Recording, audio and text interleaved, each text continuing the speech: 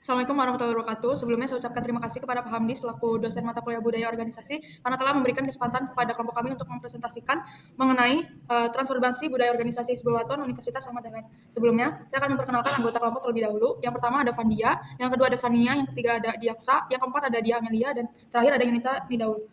Selanjutnya, kami akan langsung masuk di materinya. Selanjutnya, ada tujuan proyek transformasi. Yang pertama, menganalisis budaya HW saat ini. Yang kedua, mengidentifikasi masalah budaya dan dampaknya. Yang ketiga, mendesain strategi perubahan berbasis pendekatan Trompenars dan CVF. Dan yang terakhir, menyusun roadmap dan komunikasi perubahan.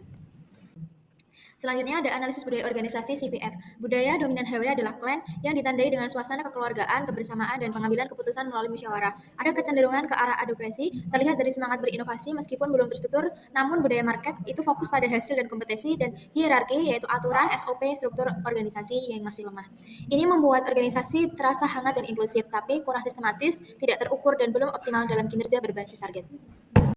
Selanjutnya yaitu ada masalah budaya. Yang pertama, kurangnya SOP dan evaluasi. Yang kedua, sistem penghargaan belum objektif. Dan yang terakhir, ketergantungan pada relasi personal. Selanjutnya ada dampak dari masalah budaya. Yang pertama, proses kerja tak terstandar, evaluasi sporadis, sehingga kinerja sulit terukur dan diperbaiki. Poin kedua, ada penghargaan didasari kedekatan, bukan indikator kinerja, menurunkan motivasi dan rasa adil.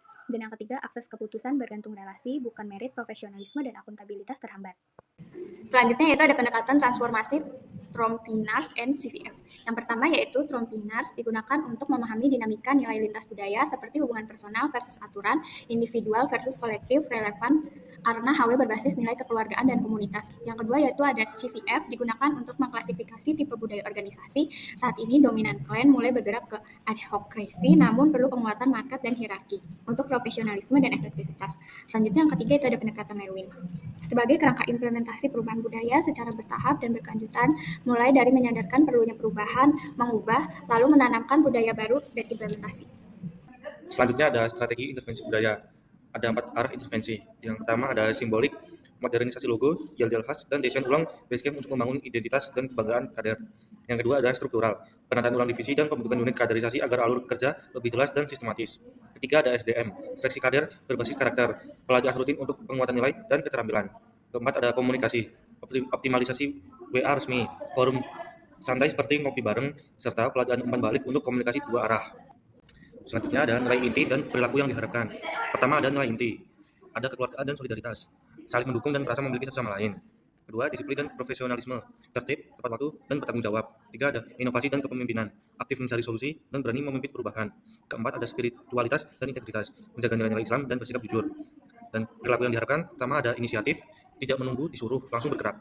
Dua, ada kolaboratif, terbuka bekerja sama lintas divisi. Ketiga, terukur, kegiatan dan hasil kerja berbasis target. Keempat, ada adaptif, fleksibel, dan siap menghadapi perubahan. Roadmap implementasi perubahan. Pada bulan pertama sampai bulan ketiga, yaitu fase unfreezing. Fokus kegiatannya meliputi sosialisasi, pelatihan nilai, dan pemetaan masalah.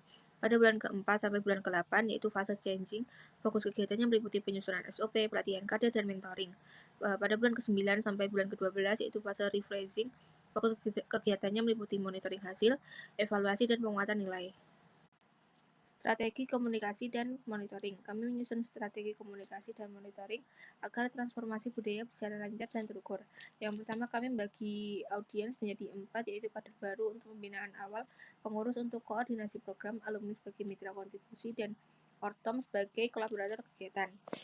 Yang kedua yaitu saluran komunikasi. Kami menggunakan WhatsApp untuk komunikasi, Google Workspace untuk dokumen resmi, dan media sosial untuk branding organisasi.